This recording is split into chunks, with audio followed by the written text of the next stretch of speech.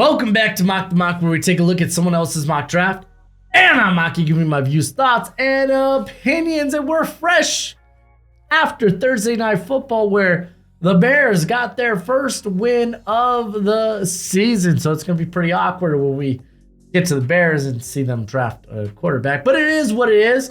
Regardless, what's crack-a-lackin'? It's your boy Broshmo, just in case you did not know. So go ahead, become a bro and subscribe. Leave this video a thumbs up.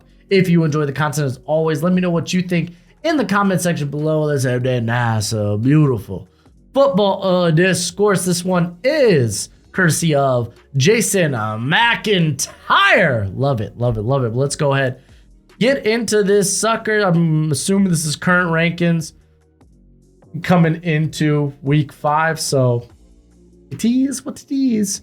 Let's go ahead and get into this. Chicago Bears thinking Caleb Williams. What? No, just Fields had that great game. There ain't no way this is going to happen. Ha, ha, ha. Ha. It very well could. Kind of. Let me explain.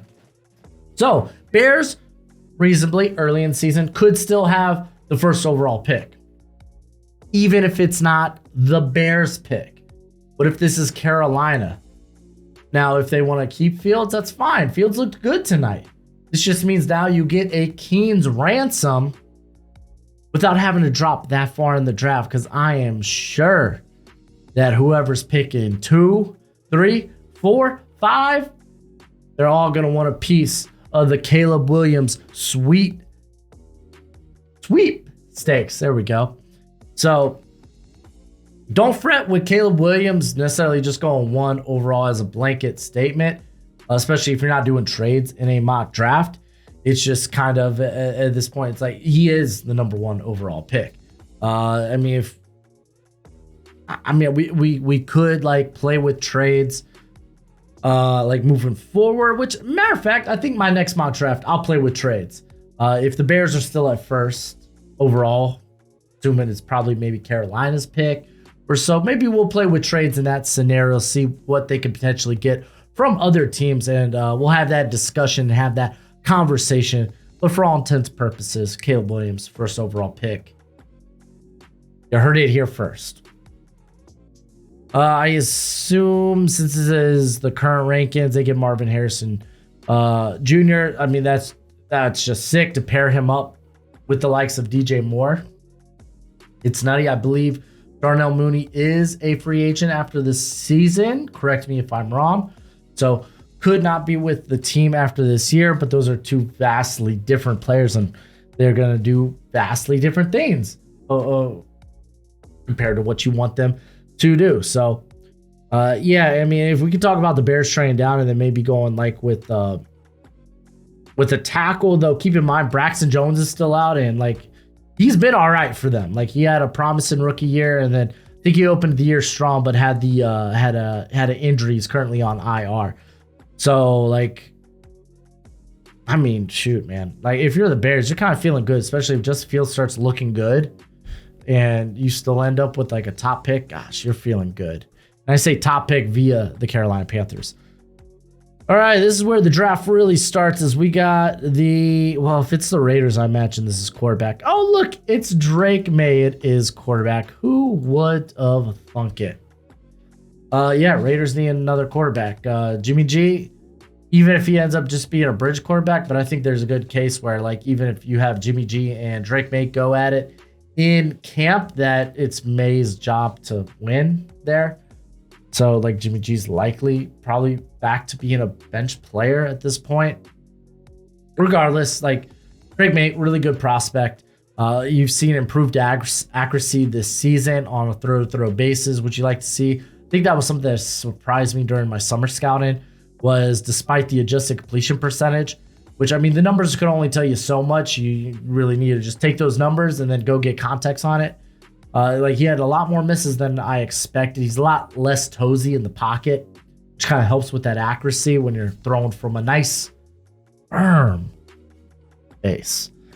Listen, I know you love the NFL draft as much as I do, and you're going to want a nice hefty watch list of players during this college football season, well, go ahead, check out my draft guide. You can purchase it for only $30 by Venmoing or PayPaling me. Links in the description. It's a one-time payment and you get it for this whole draft cycle and forever and always. Technically, it's a Google spreadsheet. So send me your email when you send the payment. I'll get you hooked up. You will see my current prospect rankings and big board, my full evals. And guess what? It updates throughout the whole draft cycle. So it's a great purchase and it's a great way to support the channel. But yeah. Now let's keep it rolling. Denver Broncos, they're going Jared Verse. Fun fact, because this was released on Thursday, they did just dump Randy Gregory instead of going for quarterback 3 in this class, whoever that may be. That's kind of like eeny, meeny, miny, mo at this point. They go with Jared Verse, who for some people isn't the top edge anymore because the production has not been like it was last year. He is up to 260, or at least that's what Florida State reports him as. So maybe having a little bad weight or just trying to put on weight, trying to see what the happy medium is. Because he was a guy that has bulked up immensely since his days at Albany. So maybe he's just trying to find, hey, where can I still have that explosiveness but bring that power? Because he's still looking jacked. The dude's still looking thickums. So like Jared Verse is a phenomenal prospect. Don't get me wrong. So Broncos, that defense is kind of trash right now, so they would love to make that addition, but Broncos kind of feel like they have a lot of problems. Minnesota Vikings say Quinn Ewers, so Ewers is the third quarterback off the board in this draft. They get a guy that can hit the deep ball. He's got the arm too, but that accuracy downfield, ooh, sometimes it slips and sometimes it misses. That's honestly kind of the biggest gray area. Like the two biggest like concerns I have with Quinn Ewers currently as a prospect is the downfield accuracy. It's just inconsistent. And there are times where he just goes through droughts. And the team just kind of Texas spins its wheels, do nothing. We've seen it like every game this year. So I want to see a bit more consistent play from him drive to drive. But Minnesota totally in line for a quarterback where Kirk Cousins likely going elsewhere after the year. Cincinnati Bengals, they take Brock Bowers. So Brock Bowers to me is he's a top 10 pick for me, hands down. It's like, oh, tight end. It's like this guy can play outside. He can play in the slot. And at 240, he blocks really, really well. I mean, he's coming from Georgia. Of course he can block. And it's just an amazing receiver, what he can do after the catch. So it's like, yeah, miss me with that, oh, he's just a tight end thing. Just because freaking Arthur Smith can't use Kyle Pitts correctly doesn't mean the great mind of Zach Taylor can. Oh my gosh. Maybe I am wrong about this one. Yeah, T. Higgins potentially being a free agent could also be a big mover for this Brock Bowers pick here for Cincy if they're picking in the top 10. I know a lot of people will also scream the tackle class. And hey, I'm all for it. If you want to go tackle, that's fine here. I get it. It's a little bit of a sexier pick considering your problems at right tackle currently. So you can't even say problems at left tackle, really. Coming in at 7, J.J. McCarthy going to the New England Patriots. I'm not on this boat of J.J. McCarthy quite yet. He's looked good in 4 out of the 5 games. Had kind of that stumble against Bowling Green. Let's not talk about it. It's kind of like burning the tape. But now that Big Ten play is starting to open up, this is the real evaluation period for J.J. McCarthy. Great. He looked good in the cupcake matchups for the most part. Humor me on this. But I want to see what he does when the competition gets stiffer. Latu going to the Arizona Cardinals. Really, if you're Cardinals, just take the best available prospect, and I think that's a-okay. Especially if it's the defensive prospect. I kind of lean going corner here. But Latu, very talented, very good finesse pass rusher. Dude just finds all kinds of ways to get to the quarterback. Neck injury will be the concern, but Again, we won't really know more about that or more clarity on that until the combine. So I guess don't get your underwear in a knot here. The New York Jets get Olufashanu. Hey, just keep ATV at right tackle. He looks good. And then go Olufashanu. Don't worry about Mekhi Becton. Do you really want to bring him back on another contract? Nah. Olufashanu, bam, tackle of the future. Aaron Rodgers will be happy. Oh, wow. 5 quarterbacks in the top 10. I can say I'm not projecting that happening. I have a hard time putting 5 quarterbacks in my mock draft. Not to say the class isn't talented, but just something that doesn't really happen. You really start looking like, maybe I can wait till the second round on some of these guys. But it's Bo Nix going to the Giants, and Bo Nix has been bad. His offensive line's been worse. Did I say Bo Nix? Daniel Jones has been bad. His offensive line's been worse. Granted, he's not really getting a good opportunity to play. You're at least going to have Daniel Jones for another year. You don't get a good out on him until next season. Why not bring in the competition? Just why not at this point? And it's like, well, we got to address the offensive line. And it's like, yeah, just throwing rookies at the wall and hoping something sticks. Not always the best case. Maybe getting veteran talent in on that offensive line to creep closer to average, because let's not act like just tackle's the issue. Both your guard spots are kind of, and then Evan Neal, of course. But I don't know. Hopefully Evan Neal can turn around. All right, Joe Alt going to the Packers. This is kind of ideal. David Bakhtiari probably gone after next season. Maybe they do stick with him, but Joe Alt's a phenomenal pick at this point. Pardon me, at this juncture. I think he's right up there with Olu. The New Orleans Saints. Who dat? Who dat is Chris Jenkins. He's having a really good year.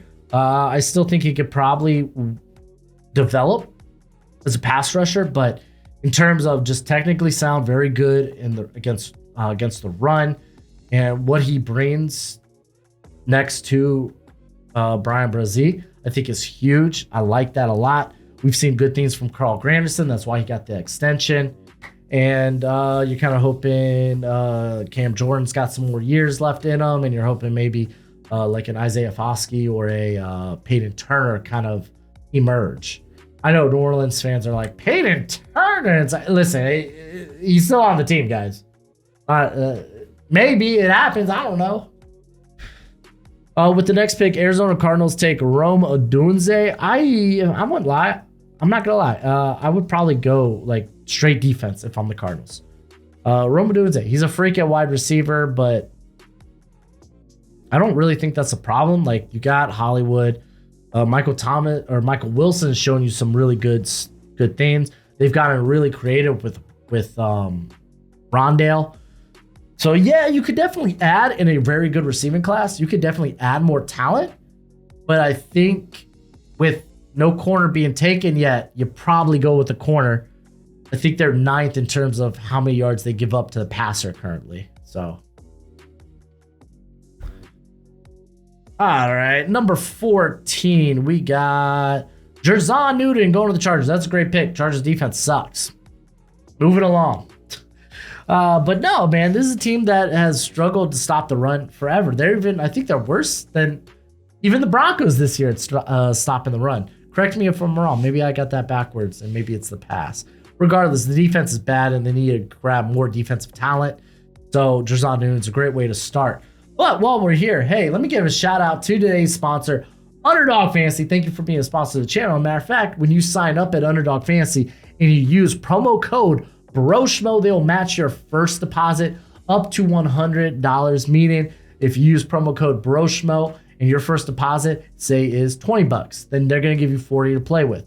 If it's $50, they give you $100. If it's $100, they give you $200 to play with. This is the best place to do weekly best ball. I personally really like the player prop bets. I like doing the higher lower.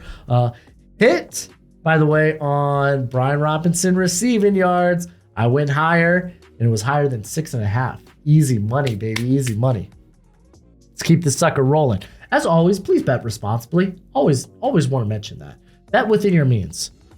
Houston Texans take Chop Robinson to play opposite there of,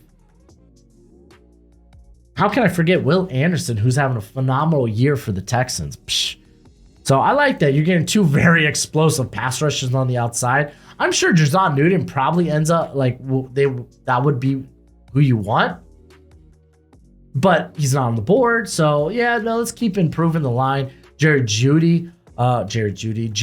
Hughes is up there in years, and that's kind of the guy they're getting a lot of production out of at the edge spot, while Jonathan Grenard is more of a depth rotation player, like third edge at this point.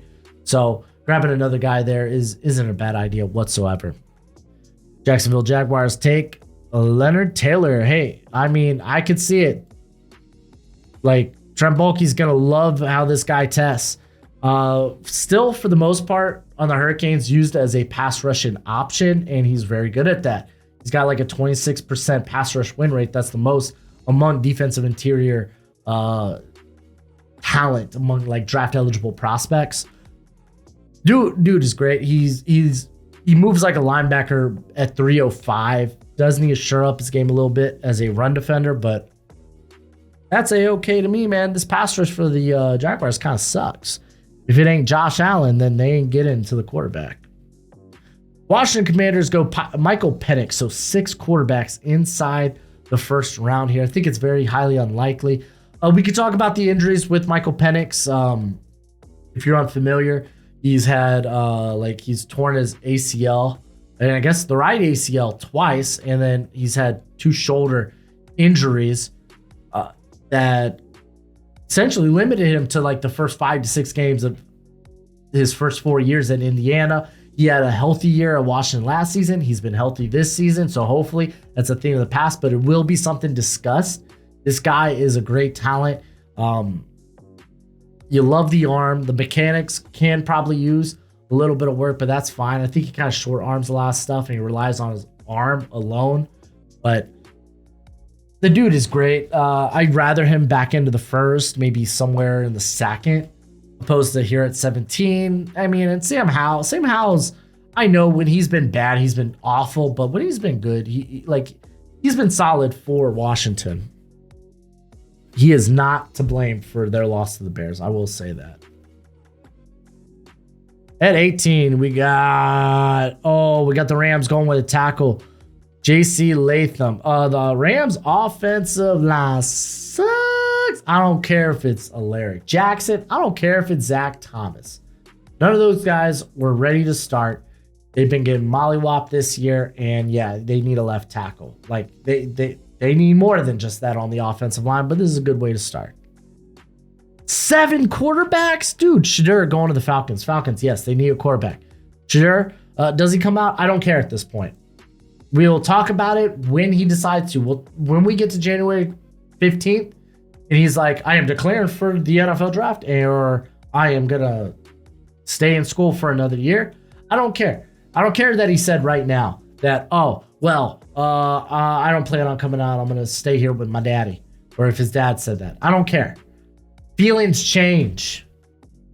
Come on. Feelings change. A lot can change if he becomes a highly sought out prospect in the draft. I think ideally probably he does stay another year. But for the sake of discussion out, let's not discuss, Shadeur's not going to be in the class yet. You have no idea. He has no idea. We don't know how he will be sitting at the end of the season. We don't know how that feelings can change. So let's not discuss it. Let's just talk about, Desmond Ridder sucks. They need a quarterback. Shedeur, I love the poise in the pocket. This is an ideal fit for Arthur Smith.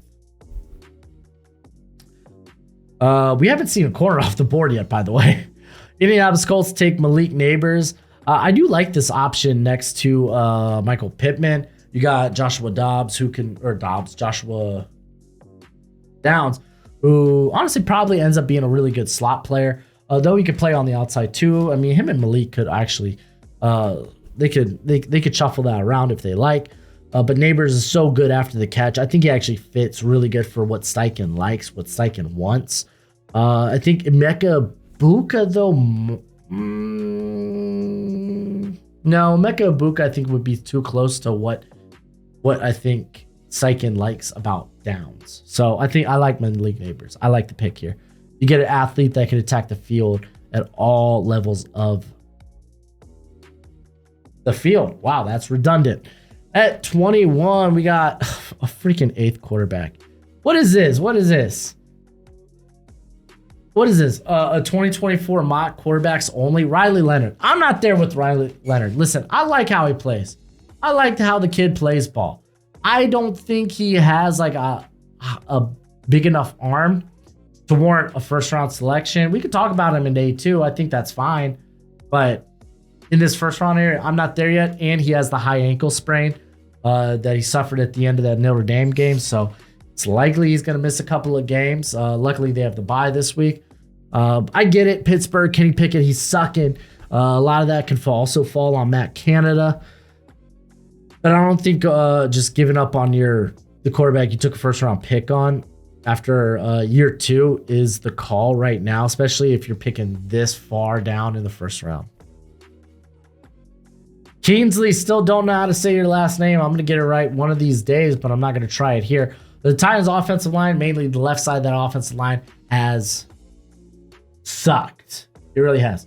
Andre Dillard, kick the dude back, kick him back to guard.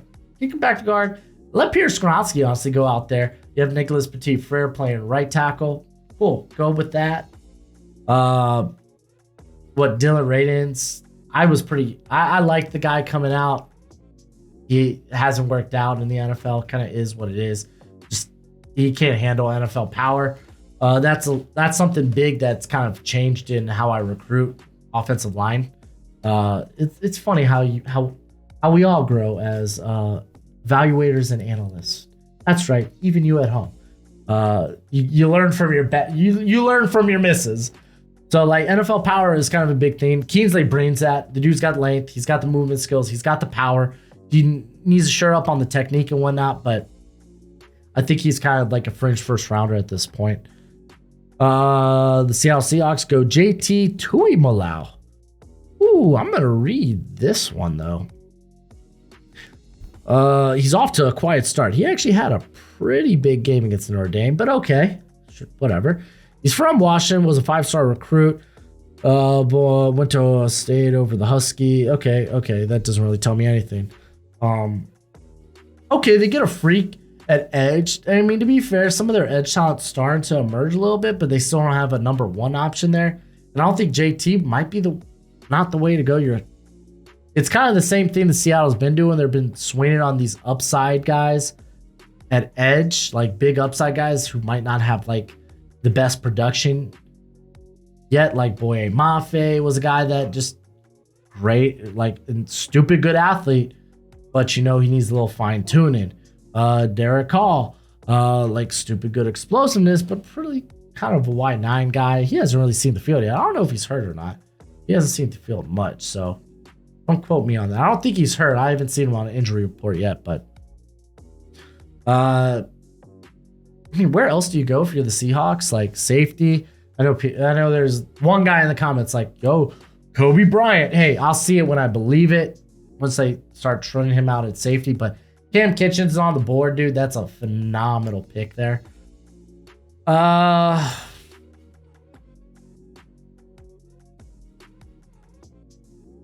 It'd be funny. I was going to say quarterback, but we're 8 quarterbacks deep. And if I see another quarterback go off the board, I might literally pull my hair out. And I'm bald now, so that I'd be like ripping my beard out, which means I'd have to change the logo of my channel. Dallas Cowboys, they go Graham Barton. He's not necessarily a tackle as listed. He was recruited as a center, played tackle. He's played guard too. So he could really play anywhere on the offensive line. So could be a guy maybe for Tyler Biadasz. Maybe could insert him early there in guard, have Tyler Smith kick out the left tackle, which he was good at his rookie year. So I could see the options. Barton's not there for me as a first rounder because I do question the length. I question necessarily his whole power profile, but I mean, fringe. I'm not going to, this is pick 24. I'm not going to be like, oh, this is absolutely ridiculous. It's not. Graham Barton definitely would sit in the back of my mind at this point. If I'm like, man, I want an interior, but this interior class isn't like studded, like Barton would cross my mind. Chiefs get Keon Coleman. Oh boy, they get a big boy target, dude. Moves extremely well at 6'4", 215. He's had a really good year there for Florida State. For me, he is currently wide receiver 2. By the way, hey, I'm going to have my updated prospect rankings coming out next few weeks, so be on the look for that. That's going to be a ton of fun, seeing how guys have moved up and down. But yeah, no, Kansas City being able to get a receiver, because I mean, you still got Emeka Egbuka on the board here too, so it's like, and this is a really good wide receiver draft, so not bad. Pick 26, Cooper DeJean going to the Lions. I defend this for me, please. Not that I don't like Cooper DeJean, because I do. I just don't think he's a fit for Aaron Glenn's system. As the Lions build a legit contender in the NFC, their secondary remains a weak point. A lot of that is determined regarding cornerback in this draft, but DeJean has been credible this year, allowing only 13 receptions for a total of 93 yards in a, if you didn't know, a zone-heavy defense in Iowa. Yeah, I don't know if he's going to be playing a lot of man or a lot of press like Aaron Glenn asks his guys to do. So who's the pick instead? You think of guys like Nate Wiggins. You think of guys like Denzel Burke, Kamari Lassiter. Who else is on the board? Kool-Aid McKinstry's still on the board here. What the heck are we doing? Even Galen Keane still on the board. Golly, this is the first corner off the board. This is ridiculous. Did I just miss it? Did I just miss a corner? I didn't. This is wild. The Dolphins take an edge player in Dallas Turner. It's time to... Okay. Time to get help on the defense. Turner has 9 sacks as a freshman. Hasn't slowed down. Only 242 pounds, so he have to add weight to battle the NFL tackles. Why do the Dolphins need a tackle? Like, I get if you don't want to go with like a defensive interior, like you think all the top guys are off the board, because Christian Wilkins is a free agent. They're trying to get a new deal done with him, but I don't know if we can afford him. You can make a case here at safety. Safety would be a great option. Cam Kitchens. Corner. There's so many corners here. Be like, well, you already got Jalen Ramsey. You drafted Cam Smith. You also have X, which I don't think X is with the team after next season. Corner is such a volatile position that having a surplus of excellent corners on the roster isn't a bad idea. So, like, if you're gonna tell me like, oh man, they already got corners, it's like you can never have enough corners. Tampa Bay Buccaneers go Emeka Egbuka. Mike Evans is a free agent, but he is not. This isn't like a. This isn't the guy you're gonna replace Evans with. Mike Evans, big vertical target. Emeka Egbuka, very good route running receiver that doesn't have the size of a Mike Evans, who's probably not going to win downfield like that. If anything, he's more of a Chris Godwin type mold. What are we doing here? They could go quarterback. Jeez, dude. Let me take a swig of water.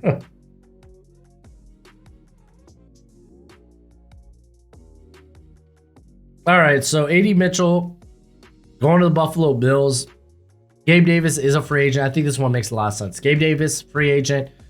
Do you want to pay for him? That's the question. Do you think he's just too streaky for me? So, like, just grabbing a replacement, a guy who's also a big body vertical threat.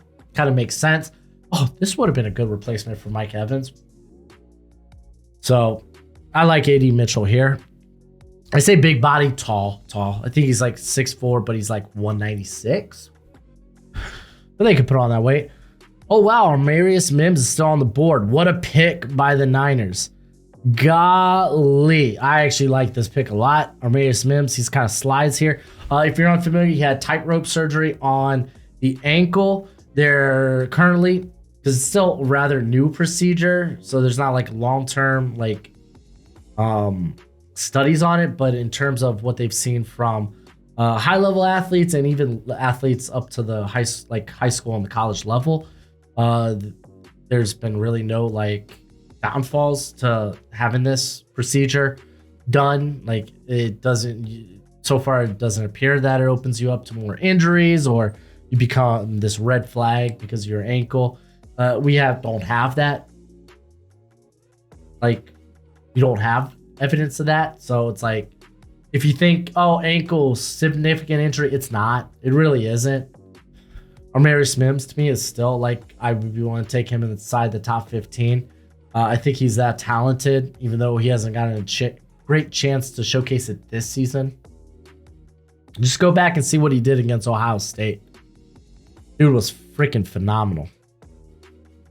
All right, so Baltimore Ravens, they somehow get Kool-Aid McKinstry. This is a steal. Like this team's so beat up. Like run this card in if it happens. They are so beat up. Like Marlon Humphrey, I don't know if he will even play this week. He has been out for the first 4 weeks of the season. I'm hoping he plays this week. Their other outside corner has been just a mixed match because I think Rocky Sin and Ronald Darby have been banged up. So it's like, yeah, grabbing more young talent would go a long way there on the outside corner. And the Philadelphia Eagles, they snagged themselves a Mason Smith. Solid pick here. I like it. Because if you're the Eagles, like, what do you do but just take the best player on the board? Something I'll be like, oh, Mason Smith hasn't really showed out this year. He's kind of stuck just playing like nose tackle there for LSU. So the numbers aren't going to be pretty. But don't get it twisted. This cat is a disgusting athlete at 6'6", 315. Disgusting athlete. Incredible physical build. He played edge his freshman season. You remember, got hurt his sophomore year. Only played a couple of snaps into the Florida State game. So this was the first time we actually got to see him since freshman year. I mean, with his versatility, you could still play him a bit on the outside. You could just be very versatile along the defensive line there for the Eagles. Like, you're just kind of grabbing great talent at this point if you're the Eagles. You could definitely go other ways, but I'm not going to fault you if Mason Smith's the next best player on your board. That's why he's listed here as D-line, not defensive interior solely. But that's it for the video. Let me know what you think of this mock draft. I had my gripes. Quarterbacks galore. No corners. So I had my gripes also with some of the fits, but I mean, a lot of that can change. We'll see, but let me know what you think in the comment section below. That's it for the video. Go ahead, do the YouTube thing as always. Until next time, you be easy, my friends. Later.